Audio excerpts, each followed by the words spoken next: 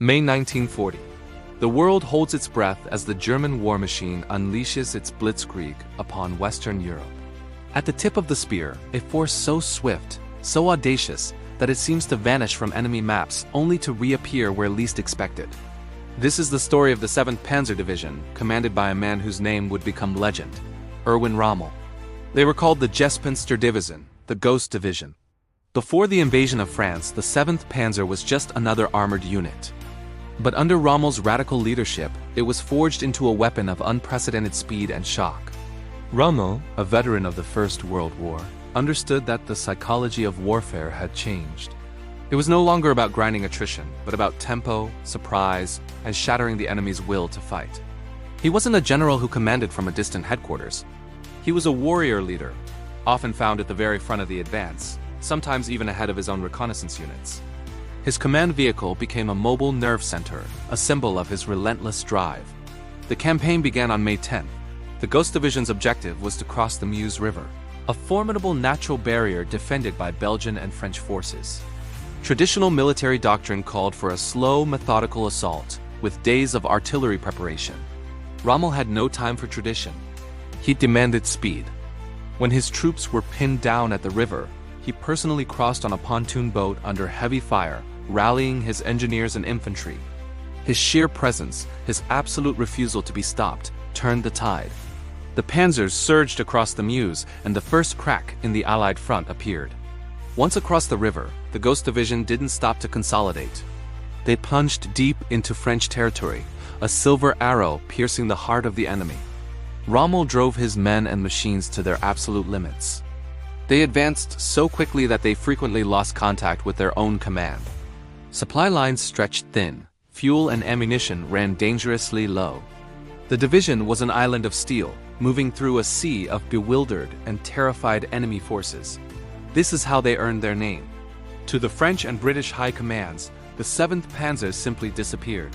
One moment it was reported in one location, the next it was 50 miles away, attacking a command post or severing a supply line. They seemed to be everywhere and nowhere at once. They moved like phantoms, sowing chaos and panic. Allied defenders, expecting a frontal assault, would suddenly find panzers in their rear, their positions completely outflanked. Communication lines were cut, headquarters overrun. The entire Allied command structure began to unravel.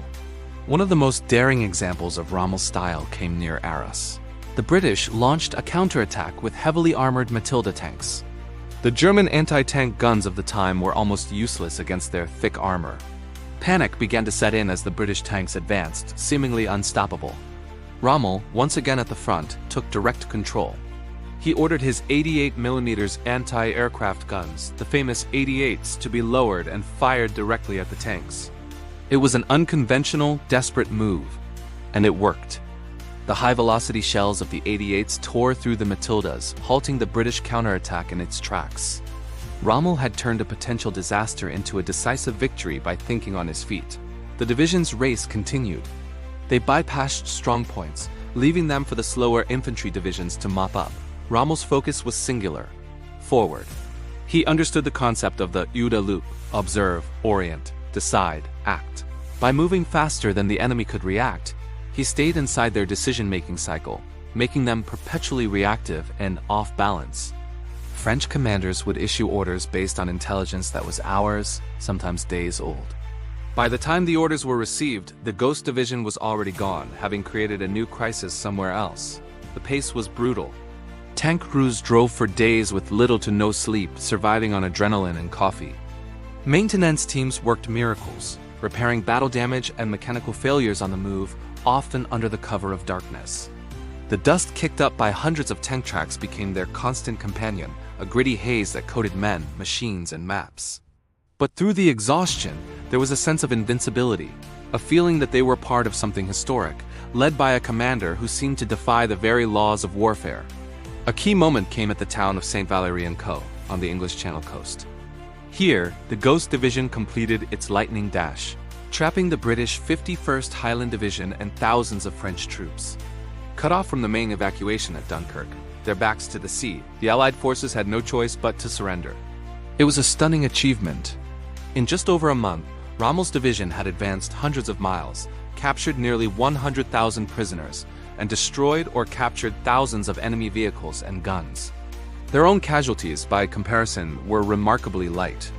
What made the Ghost Division so effective? It was a perfect storm of factors. First, the technology. The Panzer III and IV tanks were not necessarily the best in the world, but they were reliable and, crucially, equipped with radios. This allowed for unprecedented command and control on a fluid battlefield, enabling tank commanders to communicate and coordinate their actions in real time. This was a massive advantage over the Allied tanks, which often relied on hand signals. Second, the doctrine. Blitzkrieg, or lightning war, wasn't just about tanks, it was a combined arms philosophy. Panzers, motorized infantry, dive bombers, and artillery all worked in concert, a symphony of destruction directed at a single weak point.